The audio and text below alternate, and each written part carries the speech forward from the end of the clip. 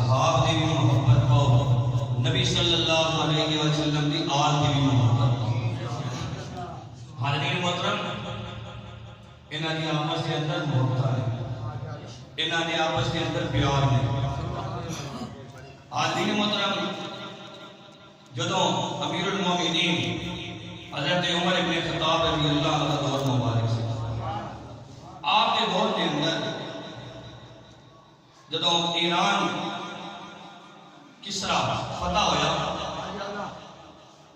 اس وقت اللہ رب العالمین نے مسلمانوں مال غنیمت بھی عطا کیتا اور مال غنیمت کے نال نال قیدی بھی آئے۔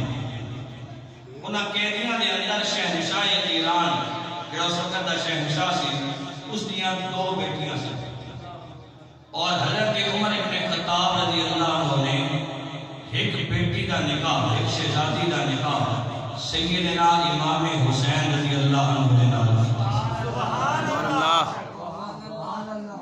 اور دوسری بیٹی کا نکاح امیر المومنین عمر ابن خطاب رضی اللہ عنہ نے حضرت ابو بکر صدیق رضی اللہ عنہ کے بیٹے محمد بن ابی بکر کے نام سے۔ سبحان اللہ۔ اللہ رب العالمین نے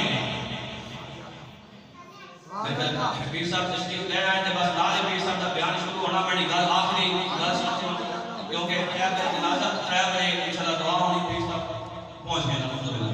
سبحان اللہ۔ حاضرین محترم، حاضرین محترم، حضرت عمر فاروق رضی اللہ عنہ نے ایک شہزادی کا نکاح، سبحان اللہ، ماشاءاللہ ماشاءاللہ،